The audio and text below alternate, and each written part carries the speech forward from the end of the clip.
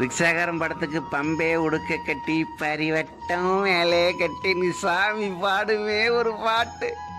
அந்த பாட்டெல்லாம் போட்டிருக்கிற செருப்பு யார் வச்சதுன்னு நினைக்கிறீங்க? நான் தைச்சு கொடுத்தது. அந்த செருப்பை போட்டுட்டு அந்த சாமி ஆடுவாரு ஒரு ஆட்டம்.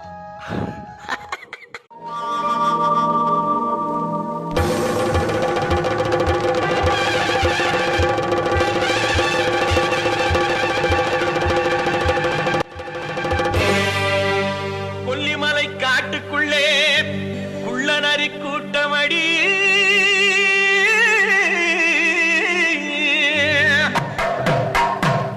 குள்ளநரி கூட்டத்திலே புள்ளிமான் நிக்குதடி.